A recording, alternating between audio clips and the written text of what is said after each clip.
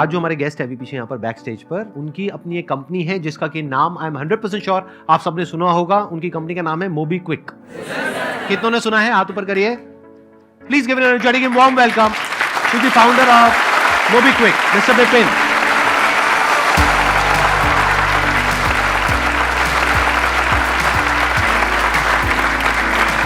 बैठिए। आपकी कंपनी के बारे में मैंने थोड़ा सा स्टडी किया तो मैंने देखा कि आपने 2009 में शुरू करा था। करेक्ट। और उस टाइम पे तो बहुत ही कम ऐसी कंपनीज थी, या मेरे को नहीं लगता कि उस टाइम की बात है, उस समय कोई एप्स नहीं होती थी, एप्स भी नहीं थी, राइट? उस समय स्मार्टफोन्स भी नहीं थे इंडिया में। अच्छा, तो आपने वेबसाइट से शुरू किया था? हमने वेबसाइट से शुरू किया था मोबीक्विक। मेरा आइडिया था कि इंडिया में इतने लोग हैं, हमारी पॉपुलेशन बढ़ रही है और इंटरनेट तो आएगा ही और लोग डिजिटल पेमेंट्स करेंगे ही करेंगे। तो इस हिसाब से मैंने फिर मोबीक्विक के बारे में सोचा। जब मैं काम कर रहा था, इनफैक्ट उसी समय मैंने आइडिया के बारे में सोचा, बट मेरे पास थोड़े पैसे थे, ज़्यादा पैसे नहीं थे। बट फिर मैंने सोचा कि एक ही लाइफ है तो कुछ थोड़े तो की क्या डेफिनेशन है? मतलब कितने पैसे थे जिससे आपने शुरू जितनी किया? मेरे प्रोविडेंट फंड इनके थोड़े भी आपके लिए बहुत ज्यादा होंगे, मैं इसलिए पूछ रहा हूँ। नहीं, सो आई थिंक कुछ 1-2 लाख होंगे। क्या बात कर रहे हो? हाँ। मतलब आपने IIT से कहीं पे जॉब करी? हाँ, मैंने जॉब और की, 7 मेरे साल पास तक करी, तो बहुत पैसा होगा आपके पास। मतलब बहुत सेविंग नहीं थी, मतलब हाँ। 2-3 लाख की सेविंग थी टोटल। मेरा घर भी था, मैं अपनी फैमिली का एल्डेस्ट हूँ, सो और मेरा बैकग्राउंड जो है उससे पहले वो हमारा काफ़ी टफ था। जब हम दिल्ली मूव हुए थे तो हम एक रूम के घर में रहते थे, मैं और हमारी फैमिली के 5 लोग। तो वहाँ से फिर IIT गया, क्योंकि ऐसा था कि पढ़ाई करोगे तो कुछ बन जाओगे। ये माँ बाप ने बोला था कि पढ़ोगे तो आगे फैमिली भी आगे बढ़ेगी, तुम भी आगे बढ़ोगे। तो वो फिर काफ़ी स्ट्रगल किया, कुछ साल काम किया, कुछ सेविंग्स किए, कुछ लाख सेविंग किए, बट इतनी सेविंग नहीं थी कि बिजनेस स्टार्ट कर सको। और आपका बिजनेस का बैकग्राउंड भी नहीं था? मेरा बिजनेस का बिल्कुल बैकग्राउंड नहीं था। मतलब आपके पेरेंट्स वगैरह और बिजनेस मेरे नहीं करते थे? अगर आप मेरे दोस्तों से पूछोगे, IIT के दोस्तों से पूछोगे या किसी से भी पूछोगे, तो वो बोलेंगे ये लड़का ये बिजनेस कैसे कर सके इसको। मतलब मेरी जो पर्सनैलिटी थी, मतलब I have always been a introvert.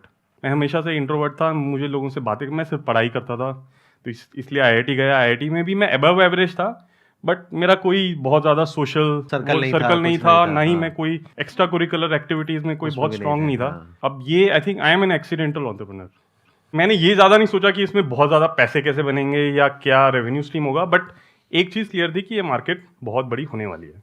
तो उसी समय उस हिसाब से फिर मैंने सोचा कि यार एक वेबसाइट बनाते हैं, उस वेबसाइट में हम पेमेंट्स को आसान कर देंगे। एक वॉलेट बनाएंगे, वॉलेट में आप पैसे डालो, उन पैसों से आप अपना भी रिचार्ज करो, अपनी फैमिली का भी करो, ताकि आपको घर बैठे आपको वो सर्विस मिल जाए। अच्छा, तो ये आइडिया शुरू हुआ था मोबाइल रिचार्ज से स्टार्ट हुआ था, बट हमने वॉलेट उसमें डाला था। हाँ। बट स्टार्ट वहां से हुआ था। और वॉलेट भी उस टाइम पे आई एम नॉट श्योर कितने होंगे इंडिया में, बहुत ही कम होंगे। वॉलेट, आपको मार्केट में टाइम करना बड़ा जरूरी है। तो मुझे लगता है कि हम मार्केट में अर्ली थे काफी, बिकॉज 2012-13 में you were ahead of time. So we were ahead of time. तो इसलिए कुछ टाइम इनफैक्ट हमें स्ट्रगल भी करना पड़ा। इनफैक्ट पैसे तो थे नहीं, तो फंडिंग चाहिए थी।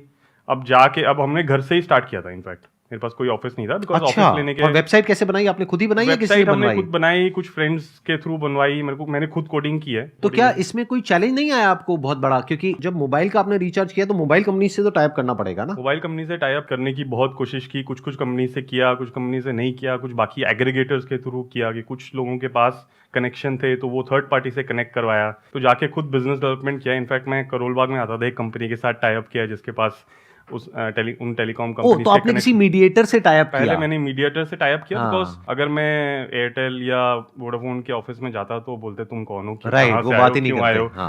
बट आई थिंक वो एक लर्निंग थी कि स्टार्ट करना बड़ा जरूरी है। एक बार अगर आपने स्टार्ट किया और मार्केट में अपॉर्चुनिटी है और मार्केट साइज बड़ी है, तो फिर कुछ बन सकता है। तो आपने वेबसाइट तो बना ली, यहां तक तो समझ आता है, because you are from the tech background, लेकिन उसको मार्केट कैसे किया? मैं टेक बैकग्राउंड से हूँ, मुझे मार्केटिंग का कुछ नहीं। मेरा ये आइडिया था कि मैं वेबसाइट बनाऊंगा तो कस्टमर आ जाएंगे अपने आप। और ऐसा होता नहीं है क्योंकि दुनिया में करोड़ों अरबों वेबसाइट्स हैं। तो SEO was our first weapon. अच्छा। And it was obviously very cheap. SEO में एक बार बता देता हूँ अगर किसी को नहीं पता है तो, SEO mean search engine optimisation. तो सर्च इंजन ऑप्टिमाइजेशन में हमने इन्वेस्ट किया कि हम उसमें रैंक करें, फर्स्ट पेज पे रैंक करें पहले, तो उसके बाद टॉप 5 में रैंक करें, टॉप 3 में रैंक करें। तो वो हमने एक्चुअली अचीव किया। और वहां से फिर हमारे that was the turning point. फिर वहां से यूजर आने शुरू हुए। आप समझ रहे हो ना बिजनेस में क्या चैलेंज था इनको सबसे बड़ा? क्योंकि अगर न्यूज़पेपर में आप एक भी ऐड देते हो तो लाखों रुपए की होती है, जबकि इनका टोटल बजट ही बहुत ज्यादा नहीं था।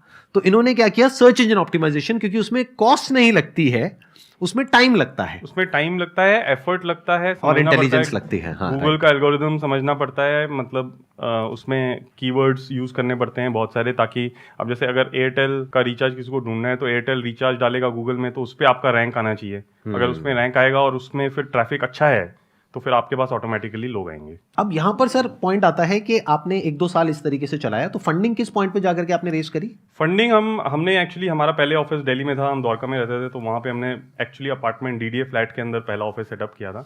और वहाँ पे इनफैक्ट हमारे 2 ऑफिसेस थे, तो हमने मतलब साइड बाय साइड 2 घर थे, तो हमने उनको बोला टावर ए टावर बी। फिर बोला अब ये बहुत हो गए, यहाँ पे भर गया पूरा, क्योंकि 25-30 लोग हो गए थे। हमने गुड़गांव जाते हैं, तो हम गुड़गांव गए। फिर वहाँ पे हमारा बिजनेस एकदम और स्केल करने लग गया। मैं 2012-13 की बात कर रहा हूँ। और फिर हमारे पहले इन्वेस्टर जो हैं उनसे हमारी काफ़ी बातचीत चल रही थी, तो वो हमारे पास आए, तो सिकोया कैपिटल ने हमें funding the, first round of funding 2013 में। 2013 में। And that was how much of funding at what valuation? उस समय हमने फंडिंग रेस की थी अराउंड 15 करोड़। उसके आई मीन $2.5 मिलियन था, बट उसकी वैल्यू उस समय 15 करोड़ थी। Right. And I think valuation was around 100 crore. 2015 में हमने सीरीज बी इमीडिएटली रेस किया हमने, उसमें अब 100 करोड़ से ऊपर उठाए। उस समय हमारी वैल्यूएशन 100 मिलियन के ऊपर हो गई। मैं 2015 की बात कर रहा हूँ। एंड हमने अच्छे से स्केल करना शुरू किया, टीवी पे एड्स भी करनी शुरू की, बहुत सारी की, काफ़ी गलतियाँ की, बहुत सारी गलतियाँ भी की, और उन गलतियों से सीखा भी अब जाके। बट ऑब्वियसली पेमेंट्स का जो बिजनेस है हमारा बढ़ता जा रहा था, बट हमें क्लियर था कि सिर्फ पेमेंट्स में एनफ पैसा नहीं बनेगा। जो डिजिटल पेमेंट्स हैं, not just competition but also कि पेमेंट्स की जो मार्जिन है वो काफ़ी थिन है। तो जो मेरा इनिशियल आइडिया था कि बहुत सारे लोग यूज़ करेंगे तो अपने आप उसमें प्रॉफिटेबल होगा, वो हो सकता है, बट ब्रेक इवन हो सकता है, मतलब उसमें बहुत ज़्यादा मार्जिन अवेलेबल नहीं है। एंड सो उस समय फिर हमने पिवट थोड़ा सा करना शुरू किया। हमने कहा कि सिर्फ पेमेंट से नहीं होगा। अब पेमेंट से हमारे पास क्या आ रहा है, कस्टमर आ रहे हैं, और कस्टमर की अंडरस्टैंडिंग आ रही है कि कस्टमर किस तरह का है, क्या स्पेंड करता है, कैसे करता है।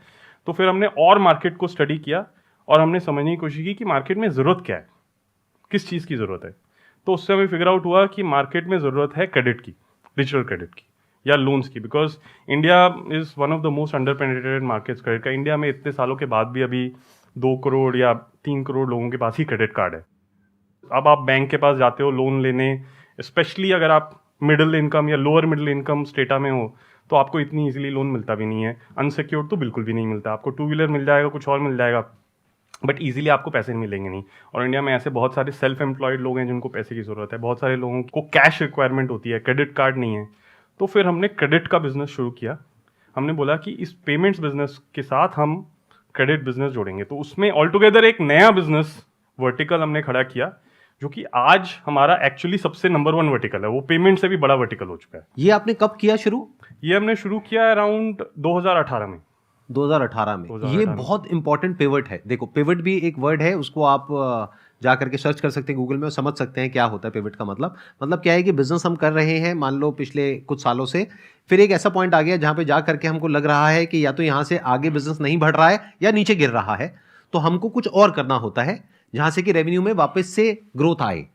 तो अभी जहां तक मैं समझ पा रहा हूं, please correct me if I am wrong, मैं ये समझ पा रहा हूं कि इन्होंने शुरू किया रिचार्ज के बिजनेस से, which was a great idea at that time, लेकिन 2018 तक पहुंचते पहुंचते एक तो इसमें कंपटीशन बहुत बढ़ गया, दूसरा जो टेलीकॉम प्लेयर्स हैं वो खुद रिचार्ज देने लग गए अपने प्लेटफॉर्म से, और बहुत सारे प्लेटफॉर्म्स आ गए और बहुत सारे एवेन्यूज आ गए जहां से कि एक इंसान रिचार्ज कर सकता है। तो जिस वजह से उस बिजनेस में ग्रोथ नहीं आ रही थी। सो सिर्फ रिचार्ज नहीं था, ऑब्वियसली उसमें सारे पेमेंट्स के थे। उसमें payment, online payment options, offline QR code, सारे पेमेंट ऑप्शंस हमने बनाए थे। तो हमने पेमेंट्स का बहुत बड़ा बिजनेस बनाया था, काफी बड़ा बिजनेस था। उसमें ऑलरेडी हमारा 100 करोड़ से ऊपर हमारा टॉप लाइन जो कि रेवेन्यू कहते हैं वो बन गया था, कि मतलब जैसे जोमेटो जैसी ऐप में जाके आप मूवी क्विक से पे कर सकते हो, मेक माई ट्रिप में जाके पे कर सकते हो, किसी दुकान पे जाके QR कोड से पे कर सकते हो। तो ये सारा हमने इन्वेस्टमेंट किया, तो बड़ा पेमेंट्स का बिजनेस बटा, बट पेमेंट्स में मार्जिन बहुत कम है। पेमेंट्स में यूजुअली जो मार्जिन होता है, जहां तक मैं समझता हूं, इट्स अराउंड 1 to 2%। कुल मिला के उसमें एक्चुअली 1 to 2% का आपको 10 या 20% ही बचता है।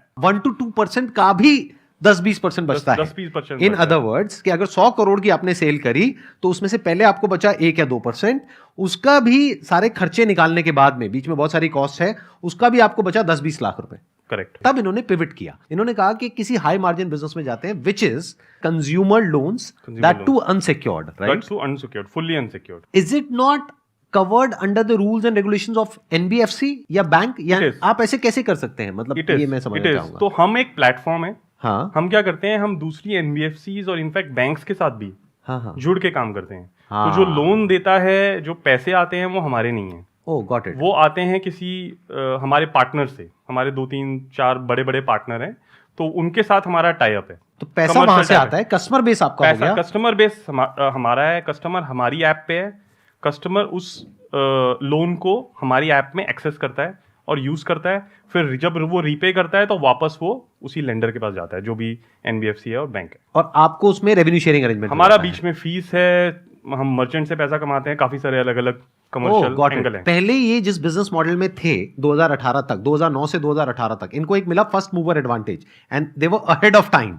लेकिन उस पॉइंट में क्या हुआ कि बाद में जाकर के बहुत सारे प्लेयर्स आ गए, let's not take their names, but बहुत सारे ऐसे वॉलेट्स आ गए, बहुत सारे पेमेंट ऑप्शंस आ गए, तो उसकी वजह से कंपटीशन बहुत ज्यादा बढ़ गया मार्केट में, और मार्जिन इतना नहीं है। लेकिन इनके पास में कस्टमर बेस बहुत बड़ा था, करोड़ों में होगा आई थिंक, करोड़ 2018 में। आज की डेट में हमारे पास 13 करोड़ कस्टमर है। 13 crore customers, which is big. तो 13 करोड़ कस्टमर्स आज की डेट में इनके पास में है। बट अगर 13 करोड़ कस्टमर्स को ये पेमेंट मॉडल के लिए यूज करते हैं तो उसमें इतना मार्जिन नहीं है।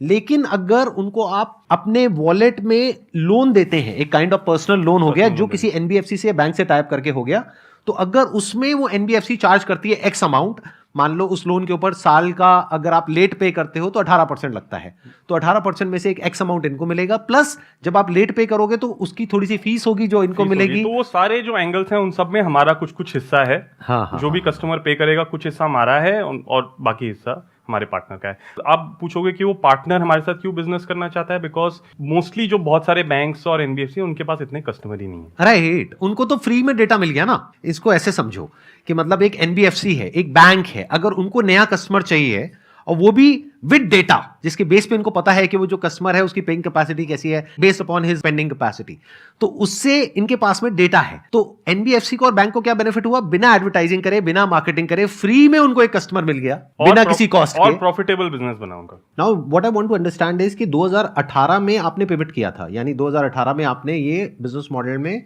अपने चेंज लेकर के आए। तो 2018 में आपकी रेवेन्यूज कितनी थी और आज की डेट में कितनी है आपकी जो रेवेन्यूज है? 2018 में हमारा रेवेन्यू था अराउंड 80 करोड़।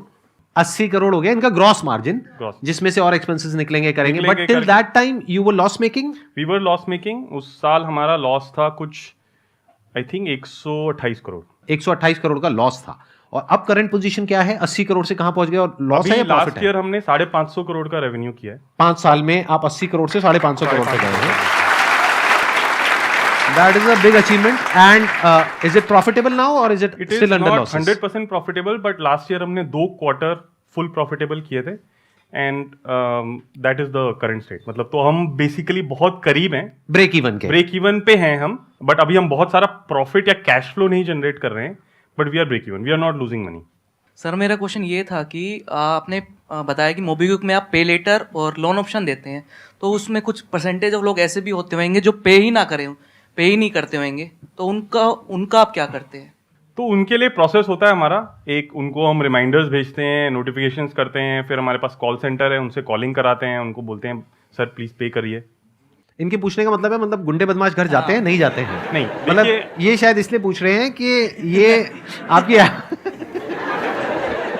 ये आपकी ऐप डाउनलोड करके सोच रहे हैं कि ये पे नहीं करेंगे 60,000 रुपए, तो इनके साथ क्या होगा ये जानना चाह रहे हैं। देखिए ऐसा है कि बिल्कुल बिल्कुल वैलिड क्वेश्चन है।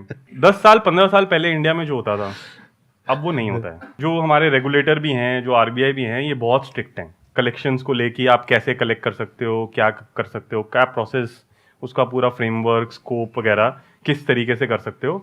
मतलब आपको ज्यादा से ज्यादा कॉल आएगी, बट इससे ज्यादा नहीं। मैं ना आपके क्वेश्चन को ज्यादा अच्छे से समझ गया हूं, तो मैं ज्यादा अच्छे से आपको जवाब देता हूं क्या होगा। देखो, जब आप 60,000 रुपए इनसे लोगे और वापस नहीं करोगे तो इनका छोटा सा नुकसान होगा, क्योंकि ये उसकी कैलकुलेशन पहले से करके चल रहे हैं कि 2% कस्टमर ऐसे होंगे जो पैसे वापस नहीं करेंगे। लेकिन आपका बहुत बड़ा नुकसान होगा, क्योंकि आपकी जो क्रेडिट रेटिंग है करेक्ट। वो खराब हो जाएगी। फिर कल को फ्यूचर में आप कहीं भी जाओगे लोन लेने के लिए, चाहे गाड़ी के लिए, चाहे घर के लिए, चाहे बाइक के लिए, या किसी भी चीज के लिए, तो आपको कोई भी लोन नहीं मतलब देगा। सिविल स्कोर खराब हो जाएगा। आपका स्कोर खराब हो जाएगा। एंड वही हम लोगों को समझाने की कोशिश करते हैं कि आप अपना पैसा वापस करिए इतने छोटे अमाउंट के लिए। आप अपना फ्यूचर, क्योंकि उसमें फिर ऐसा होता है कि 18 महीने, 24 महीने, 3 साल तक आपको कोई भी लोन नहीं देगा। हाँ, मतलब पूरी सिर्फ जिंदगी हमने- भर के लिए आपके ऊपर एक ब्लैक मार्क आ गया हमेशा के लिए, क्योंकि अब तो सबको डिजिटल है, तो वो आपके लिए अच्छा नहीं है, क्योंकि छोटा डिफॉल्ट करके हो सकता है बड़ी अपॉर्चुनिटी को मिस कर जाओ। कभी आपको फ्यूचर में 10 लाख की जरूरत होगी, तो वो कब मिलेगा? जब आप 50-50 हजार के छोटे छोटे लोन्स पे करोगे।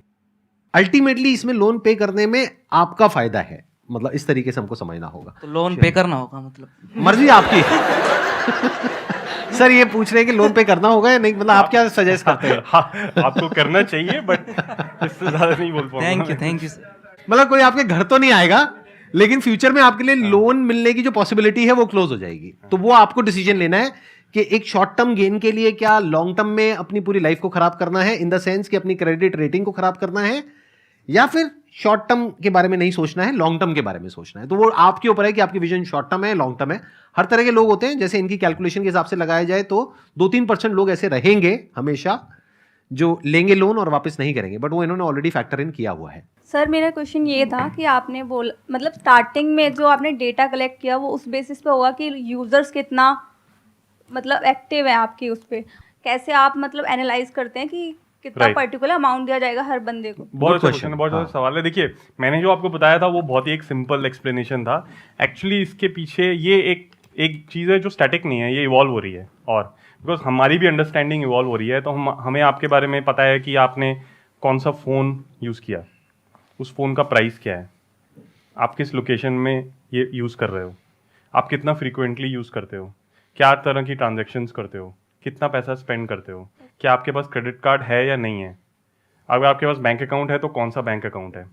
ठीक है, अभी हम आपसे बैंक स्टेटमेंट नहीं लेते हैं, बट फ्यूचर में हम बैंक स्टेटमेंट भी शायद मांगेंगे, जब डिजिटली आप अकाउंट एग्रीगेटर के थ्रू, एक OTP के थ्रू आप अपनी बैंक स्टेटमेंट भी प्रोवाइड कर सकते हो। प्लस हम सिबिल स्कोर भी चेक करते हैं। बट इंडिया में प्रॉब्लम है कि बहुत सारे लोगों के पास सिबिल स्कोर होता ही नहीं है। होगा ही नहीं, राइट। उसके अंदर स्कोर ही नहीं है। ये एक बहुत बड़ी प्रॉब्लम है, जहाँ पे हमारा डेटा बहुत कामयाब है।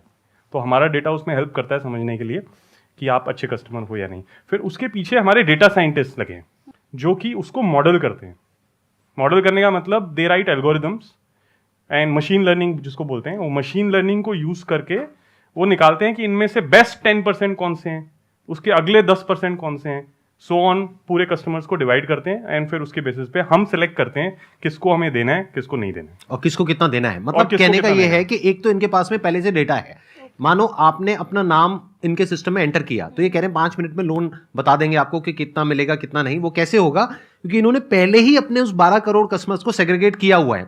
वो किसने किया हुआ है? किसी इंसान ने बैठ करके नहीं किया हुआ है, मशीन ने किया हुआ है। उसको मशीन लर्निंग बोलते हैं। उन्होंने इन 12 करोड़ कस्टमर्स को, 13 करोड़ कस्टमर्स को डिवाइड कर दिया है कैटेगरीज में कि ये टॉप 10% में है, ये टॉप 20% में है, टॉप 30% में। मतलब इनको इतना दिया जा सकता है, इतना रिस्क लिया जा सकता है, इनके ऊपर इतना, इस पे इतना, इसको बिल्कुल टच नहीं करेंगे। तो जैसे ही आप अप्लाई करोगे तो बेस्ड अपॉन दैट 99% काम तो मशीन कर देगी, बाकी का जो 1% काम है वो फिर मैनुअली करना वो पड़ेगा। मैनुअली करना। सर आपने कॉन्सेप्ट बताया बाय नाउ एंड देन पे लेटर, उसमें आपने बताया कि 15 या 30 डेज के लिए आप ले सकते हो, देन आपको उस पर कोई इंटरेस्ट interest नहीं नहीं, देना। zero तो interest। इसमें आपको क्या बेनिफिट है? मतलब तो इसमें हमारा बेनिफिट ये है कि हम जब वो पैसा स्पेंड करते हैं तो वो पेमेंट्स का जो रेवेन्यू है जो हम 1 से 2% कमाते हैं, वो तो कमाते ही कमाते हैं, राइट। और अगर आप जितना रेगुलरली यूज़ करोगे तो वो एक्चुअली हमारे कॉस्ट ऑफ कैपिटल से फिर भी ज़्यादा पड़ता है। बिकॉज आप देखिए, अगर आप महीने में अगर 2 बार यूज़ करेंगे तो मैं अगर 1.5% भी मानूँ तो मैंने आपसे 3% कमा लिए, आपसे नहीं बट मर्चेंट से। बिकॉज आपने यूज़ किया, मान लीजिए जोमेटो पे या स्विगी पे खाना ऑर्डर किया, वो मुझे 1.5% या 2% देते हैं। आपने 2 बार यूज़ किया तो मैंने 3% कमा लिया। मेरा कॉस्ट ऑफ कैपिटल 12% है, which means 1% per month, but मेरी इनकम है 3% पर मंथ। तो आपने मुझे कोई फीस नहीं दी बट फिर भी मैं प्रॉफिटेबल हूँ। इन्होंने जो बोला है, आई एम नॉट श्योर आप में से कितनों को समझ आया होगा, कितनों को नहीं आया होगा। मैं एक बार थोड़ा एक्सप्लेन कर देता हूँ सिंपल भाषा में। आपको क्वेश्चन बहुत अच्छा था कि आपको क्या बेनिफिट होता है। इनको ये बेनिफिट होता है कि जब भी आप मोबीक्विक के थ्रू या और किसी भी प्लेटफॉर्म के थ्रू पेमेंट करते हो, कुछ चीज परचेज करते हो, चाहे फिर आप फूड ऑर्डर कर रहे हो, चाहे आप टेलीविजन परचेज कर रहे हो, मोबाइल परचेज कर रहे हो, तो जो वेंडर है वहां से भी तो इनका टाइप होता है, करेक्ट। वो भी तो इनको देगा 1%, 2%, 5%, 10%, डिपेंडिंग अपॉन क्या इनका टाइप है। फॉर एग्जाम्पल, मान लो मैं एक कंपनी हूं जो कि अपने मोबाइल फोन इंडिया में लॉन्च करना चाहता हूं बहुत बड़े लेवल पे। अब मेरे को इनका प्लेटफॉर्म मिल गया, इससे बढ़िया प्लेटफॉर्म मेरे लिए क्या होगा? अब इनके प्लेटफॉर्म पे जैसे ही लोग ऐप खोलेंगे, उनको ऐड दिखेगी कि ये आप मोबाइल परचेज करो, बाय नाउ पे लेटर है। मिलेगा तभी जब वो अप्रूवल रेशो में होगा, यानी कि जो सिस्टम है, मशीन लर्निंग है, उसके अकॉर्डिंग आप वर्दी होगे क्रेडिट देने के, Correct. तब आप एलिजिबल हो जाओगे, या ये कह लो उन्हीं को वो ऐड दिखेगी। Correct. इसको और सिंप्लीफाई कर देते हैं कि अगर मोबाइल 20,000 का है तो उन्हीं को दिखेगी जहां पे 20,000 देने में कंफर्टेबल है। ये क्या कह रहे हैं, आप मोबाइल ले लो और 1 साल में पे करते रहना। अब आप कहोगे यार 1 साल में, और ये भी हो सकता है बोलते 0% इंटरेस्ट है और 12 EMIs है, तो अब आप कहोगे इनको क्या बेनिफिट है? इनको ये बेनिफिट है कि मैं जो अपना मोबाइल बेच रहा हूं, यानी कि मैं वेंडर हो गया, मैं सेलर हो गया, मैं इनको पहले ही कहूंगा कि अगर मैं अपने और किसी नेटवर्क के थ्रू जाता हूं, किसी ई कॉमर्स प्लेटफॉर्म के थ्रू जाता हूं, वहां भी तो मुझे 20% देना पड़ेगा, 10% देना पड़ेगा, तो मैं 10% आपको दे देता हूं, मुझे क्या दिक्कत है? तो इनको 10% पहले ही मिल गया। हमारे बिजनेस में जो एक नेचुरल एडवांटेज है कि हमारे पास बहुत सारे कस्टमर्स हैं। जब हम किसी वेंडर के पास जाते हैं, वो सारे वेंडर हमारे से टाई अप करने के लिए रेडी होते हैं। राइट। उसका रीज़न क्या है? उसका रीज़न यही है कि वो चाहते हैं कि हम कुछ उनके लिए कुछ मार्केटिंग करें, उनको कुछ प्रमोट करें, ताकि हमारे कुछ यूज़र उन पे जाके उनका प्रोडक्ट खरीदें। सबको क्लियर हो रहा है ना? जैसे आप ये मान लो कि आप एक पर्टिकुलर कोई प्रोडक्ट बनाते हो या कोई सर्विस देते हो, तो अब आपके पास में 2 ऑप्शंस है। एक है कि आप जा करके टीवी पे ऐड करो, न्यूज़पेपर में ऐड करो, ऑनलाइन ऐड करो, सब तरफ ऐड करो। ऐड में कितना पैसा लगता है? लाखों करोड़ों रुपए लग जाता है। अगर टीवी पे आप ऐड करते हो तो मानो 20 करोड़ लग गया, 30 करोड़, 50 करोड़ लग गया, उसके बाद भी रिटर्न की कोई गारंटी नहीं है कि 30 करोड़ खर्चने के बाद भी 3 करोड़ भी आएगा या नहीं आएगा, कोई गारंटी नहीं है। बट यहां पर 1 रुपए भी नहीं लगा, सीधा मैं गया, इनसे टाई अप किया, और इनको पहले से पता है कि कौन से कस्टमर किस लेवल के हैं। तो मेरा प्रोडक्ट अगर उस लेवल का है, मानो 50,000 रुपए का है, जो मैं मार्केट में 50,000 का बेच रहा हूं, तो मैं इनकी ऐप के थ्रू वही सेम प्रोडक्ट 40,000 का बेचूंगा। देखना, ध्यान से समझना। तो आपको क्या बेनिफिट हुआ? आपको एक 50,000 का प्रोडक्ट जो और जगह ऑनलाइन 50,000 का मिल रहा है, वो 40,000 का मिल गया। ये बेनिफिट हुआ आपको, प्लस मैंने 10,000 इनको भी दे दिया, तब भी मैं प्रॉफिट में हूं, क्योंकि मेरा कॉस्ट ऑफ एक्विजिशन 0 है। Cost of acquisition of a customer is very very high in most of the cases. अगर मैं टीवी पे ऐड करता हूं तो कॉस्ट ऑफ एक्विजिशन मेरे को उतने प्रोडक्ट बेचने के लिए, मानो 10,000 प्रोडक्ट बेचने के लिए मुझे 20 करोड़ लगाने पड़ते, वो मेरे को नहीं लगाने पड़े। तो इस प्लेटफॉर्म पे देखा जाए तो मेरा कुछ भी नहीं लगा और फिर भी मैं प्रॉफिट में चला गया। तो इनको भी प्रॉफिट हो गया, कस्टमर को भी प्रॉफिट हो गया, और वेंडर को भी प्रॉफिट हो गया।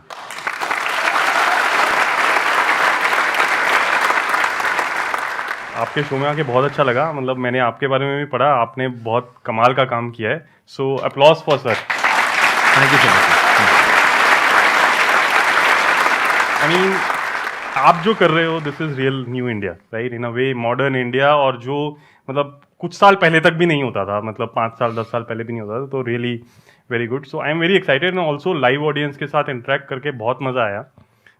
This is very good. मैं बहुत ऑफन जाके पॉडकास्ट या इन सब में पार्टिसिपेट नहीं करता हूँ। मैंने देखा आपके बहुत ही कम इंटरव्यूज तो और मैं बहुत बहुत ज़्यादा वो कुछ available है। इंटरव्यूज नहीं देता हूँ, बट आपके शो में स्पेशली आया बिकॉज मैंने आपके बारे में पढ़ा और समझा कि आप किस तरह का कंटेंट क्रिएट कर रहे हो, किस तरह के लोगों से आप मिल रहे हो। So thank you for inviting me. अरे सर, मोस्ट वेलकम। And, और सर, फ्यूचर में कभी हम आपको इनवाइट करें यहाँ पे अपनी ऑडियंस को कुछ सिखाने के लिए या कुछ, ताकि वो आपके एक्सपीरियंस से सीख सकें, तो would you be open for coming again? 100%। मेरा this is one of the regrets I have कि मैं इसमें एनफ नहीं करता हूँ। तो आई हैव, मतलब मेरे पास हैं थॉट्स, काफ़ी सारी इंसाइट्स हैं, कुछ मैं लिंक्डइन या दूसरे चैनल्स में शेयर करता हूँ, but this is really amazing to interact with live audience. इस जैसा कोई एक्सपीरियंस नहीं है। Great sir, great. Thank you so much sir यहाँ पर आने के लिए, और मेरा पर्सनली बहुत अच्छा एक्सपीरियंस रहा आपके साथ, बहुत कुछ सीखने को मिला। Big round of applause for him.